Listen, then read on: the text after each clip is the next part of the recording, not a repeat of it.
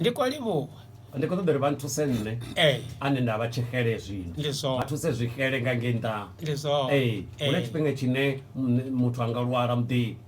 vhewo vhafunzi namba ni tshi khou khuthadza vhathu uri vha songo ṱutshela mudzimu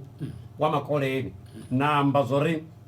ka dzina ḽa yesu nne namusi ndi khou bula uri mudzimu vha ḓisa vhulwadze vha kompfa vha tshi khou itela mini uri hu vhonele vhulwane havho hapo muṱani muthu anga lwala a fhola o thoma tambula i punishment u itela uri ono fhola hu vhonele vhulwane mini ha mudzimu iṅwe mbudziso okay musi nne ndo tambudza vhaṅwe vhathu upfi zwivhe zwa ndo zwivha fhano shango musi nne ndo tambudza vhaṅwe vha ndo pfisa vhaṅwe vhathu vhuṱungu na nne matshelo ndi ita mini ndi a pfa vhuṱungu vha zwi ḓivhe zwoṱhe vha u tendela nazwo okay ndi vha ndi khou pfisa vhuṱungu nga nnyi nga ḽa nda ita ndi masiandaitwa zwe nda zwi ita mudzimu u tou vha na mbetsheleni vho tea ita uri zwi ḓo tou ralo kana ndi vhone vhaṋe vhane vha khou ri ndi ḓo rwa nga ṱhamu ngori vho ni amba zwo ri ṱhamu ya mudzimu ṱhamu nga benga sinthu ti khou litirwa muthu o lovha ṱhamu zwa muzwira muthu a khou tshila a vha ri thusa ndi khou livhuwa nṋe lwa mondo nga tshifhinga tsha old testament mudzimu o vha tshi rwa vhathu arali vha tshi bva nḓelani vhaṅwe vha tshi rwiwa nga malwadze vhaṅwe vha tshi rwiwa nga mini mini vha tshi phanishiwa vhaṅwe vha tou vhulaiwa vhaṅwe vho no khakhelana na lushaka lwa mudzimu lwa Israele mudzimu a tshi tou ri ha dzhiani pfumo ni takuwe ni yo lwa navho ndi ḓo vha vhukati yanu ni ḓo kunda ni ḓo fhenya o vha tshi vhulaya mudzimu that time musi Yesu Kristo o no ḓa fhano shangoni zwo vhoniwa na nga major prophet Isaiah a ri nga ntho dzawe ro fhodzwa nga iṅwe nḓila kha tshifhinga tsha musi Yesu Kristo a tshi ḓa fhano shangoni mudzimu ngo tsha dovha a phanisha muthu ende mudzimu ngo tsha dovha a vhulaya muthu ende mudzimu ngo tsha dovha a rwa muthu arali mudzimu ende mudzimu ha phakheli vhathu malwadze arali mudzimu ana horo kana stadium tsha malwadze o phakhela vhathu nne namusi ndi nga litsho murabela zamba zwo ahuna vhulwadze ha mudzimu ahuna vhulwadze ha mudzimu ri tshi vhala kha bugu ya mirero mudzimu vha na maanḓa nga maanḓesa ane vhulwadze ndi a Satana vhulwadze ndi a Satana mudzimu vha ri funa ndi nga ndi vha sa thivheli malwadze a tshi ḓa kha ri mudzimu ri a si zwo nangaha phanḓa ha u ndo vhea lufu na vhutshilo vha u kona zwi vhona zwi amba zwori hu na lufu lune muthu a vha to lunanga a ri kha mirero chapter 14 verse 12 dovha vha dzhenela kha malwadze hangeni kha mirero chapter 14 verse 12 ipfi ḽa mudzimu ḽi ri hu na nḓila ine muthu a ri yo luga fhedzi hangei phanḓa yayo vha ya lufu zwino musi muthu a tshi fa hu na vhathu vho no khou fa vha songo khakhela vhathu afha shangoni mara muṋe wa lufu wa khosolo lufu ndi Saṱani a si mudzimu mudzimu hana package ya malwadze kana holo ya malwadze na dzi punishment Yesu Kristo ori a tshi ḓa ndi ngazwo ri tshi vhala na ngeni kha vhagalata i tshi sumbedza uri chapter 3 Yesu Kristo o ḓa a ri rengulula kha samba ḽa mulayo zwi amba zwori hafhaḽani kha John chapter 3 verse 16 i ri mudzimu o funa shango zwingafha ngafha a vhuya ṋekedza murahu mbebya eṱhe uri vhoṱhe vha mutendaho vha si love tshavho vho tshila tshoṱhe ri tshi ya ngeni kha buku ya Gospel of John chapter 10 verse 10 i ri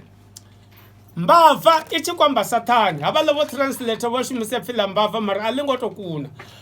i ri mbava kana Saṱani a tshi ḓa o ḓela u tswa na u shidzha na u vhulaya nṋe lwa mondo ni khou pfa zwo no vhulaya ndi Saṱani tshe nne nda ḓela tshone nne Yesu tshe nda ḓela tshone ndi uri vhathu vha vhe na vhutshilo vha pfume vhutshilo zwo ndi ngazwo ndi khou ri mudzimu ha vhulayi mudzimu ha phanishi mudzimu ha phakheli vhathu malwadze ha pfisi vhuṱungu ri pfiswa nga Saṱani ndi uri ndi ngazwo Yobu o vhuya to humbeliwa nga Saṱani uri a ṱhasele muvhili wawe mivhili yashu ya ṱhaseliwa nṋe lwa mondo ṱhaṅwe ndi vha fara henefho vhathetshelesi ndi ḓo vha ṱanganedza vhathetshelesi kha vha tou fara zwiṱukuṱuku vhathetshelesi ḓo vha ṱanganedza pa i tshi khou lile i vha i tshi khou vusa phosho vhukuma farelo vhathetshelesi ḓo vha ṱanganedza kha vha ise fhano zwino Yobo mudzimu o tenda uri Saṱani a ṱhasele muvhili wawe hapfi mari u songo kwama muya wawe muvhili waṋu nṋe lwa mondo u nga ṱhaseliwa nga Saṱani na muṅwe na muṅwe na vhafunzani vha nga ṱhaseliwa zwi si ku amba uri vho tshinya phanḓa mudzimu kana vho ḽesa zwivhi ni zwi tshi khou tou bva kha uri Sathani o tendela anga thesela mivhili yashu mara ha kwa mimia yashu zwino hune pfi line ne telefoni Lauri, may his soul rest in peace. If you love them a little Zimani Mularo, na what? Na Buketra, no Zim. Na Mavida Zamwariwa, na result of Rotlas Hacho. May his soul rest in peace. Let's learn in the joke in a Funotambo Catifu, what the Pinango say. Nekatombo Langa, I think attending or in the Zulandong Waras and Warason, out of one of us of Findo Bewarini, Darovarini, Daburanga Zilini, Zukumane, Namura, no eaten, and Morena, Yeso Christus, Nanchika the Chill. Elazor rest in peace, Bakombanani, Bakombana Tombo, not just informs in 120 Sopala Mavidan. Sino and the Cotadombo. Mudzimu hana holo kana stadium cha marwadze na chimbira chipakela vatu marwadze othe na rufu ngoti rufuna marwadze zvichimbira zote zvibva kasatha ndizvone Yesu ari hangeni ka John chapter 14 verse 6 ari ndine ndira na mafungo na vuchiro vakozvibona ndingazvipfila mudzimane palakacho chiri antenda hoyi udochira nawo achifa zvino nduri Yesu Kristo ndiani odona vuchiro zvino zilani Yesu Kristo atambudziwa nelwamondo achirwiwa nga dzimbomwe zilani achirwiwa nanga mafesi achipfera nanga maro na mina zvote achikotambudziwa palani achirungwa nanga pfumo ova akotambudzelwa rine ova akopanishelwa rine uri rine risongo chapanishiwa so God does not punish anyone. God does not kill anyone.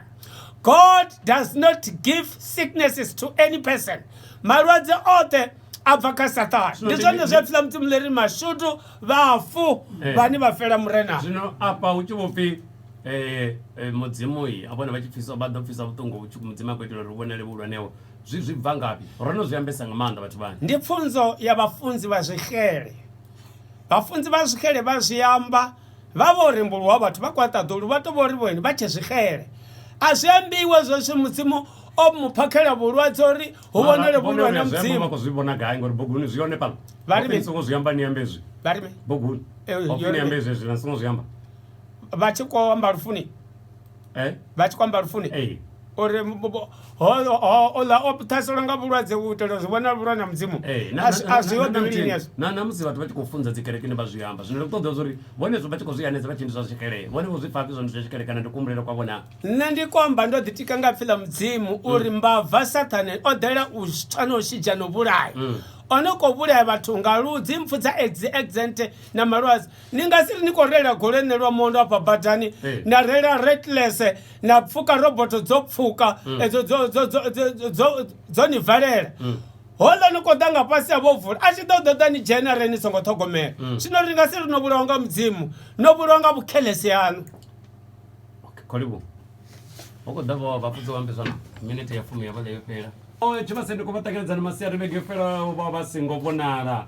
pano pedzi ari kuvatanganedzana masiyari ndikolivuwa Rotlas mwananga na vashumisani pano dhendeni yakasho na vatechelesi vaUniveni FM isani phanda na utechelesa nidotalibwa rufundo rwanyi kha Satani na mudzimu azvitodi kupindulwa nga sentensi ntiyi zvitoda utotaluchidziwa kavataluchedza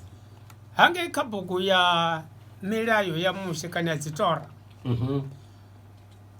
Bibili iri mudzimu ezvi mudzimu achisika vatu ovasikela lwauchila chothe zvino nga muramusi mutu onopfuka mule wa mudzimu kana mutu onowa kha lufuno lwa mudzimu apa la Edeni mudzimu amboti namba aitori ngori kale vatu vavachichila mimwe minji ufanana mutu nonga sa Adamu wachila about 930 years na vamwe vochivula vo 800 something zvino mudzimu avona zvori ngori mutu owa kha lufuno kana owa kana hachongelani yanga mudzimu avona zvori mutu hachadova wauchila chothe naho zvo ralo vatu vadichile mimwe minji vamwe vo 9 something vo 8 something ngoto ralo izvi zvichikodziya navovi vochikodziya ndari chikovara napalani ka Genesis chapter 6 vatobva achiri hune Yehovha avona vuvi ya vatuwo anda pano shangoni zvote zvito zvavo nemimbulo yavo zvizvivi pedzi misi yote zvino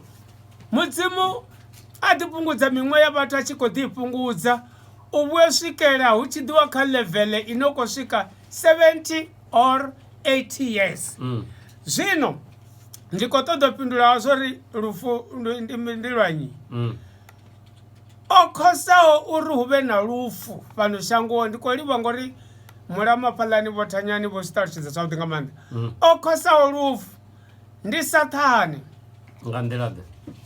Ngauri musi mudzimu o amba na Adamu na mufumakadzi wawe Efa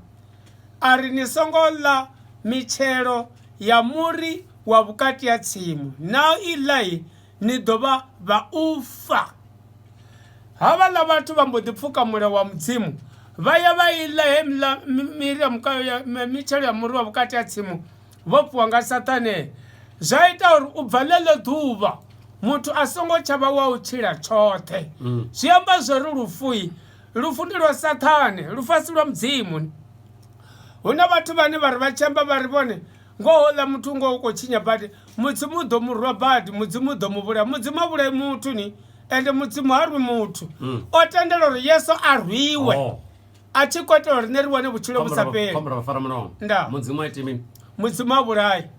U tou ita mini? Mudzimu u tou tshidza. Ha punishi? God does not punisha Yesu uri ne ri si tsha punishi. Ha punishi na? Ha punishi. Right. Zwino ri tshi vhala kha mafhungo a evangelio ḽa muthanga wa mupalestina wa mujuda we murati wa Jacob ṅwana wa Zebedeo no pfi John, chapter 10 verse 10. Ndi vha tshi khou ḓivha hanefha kha chapter 10 verse 10. Ndi ḓo dovha hafhu nda thoma ra vhuya vha ri fukisela nge phanḓa kho punisha ngori thi tu bvela khagala zwo nda khou tama vha tshi mbvisela khagala nṋe na vhathetshelesi nga ngei nnḓa uri vhone vha tshi ri ha punishi thi vho ri a vhulayi zwine vha rali pfeḓo ela punisha vha tshi ri a punishi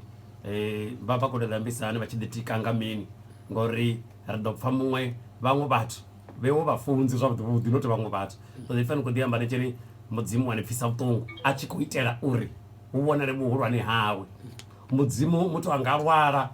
vhathu vha pfa vhuṱungu hafho muṱani ngori vhone na manda vha khou lwala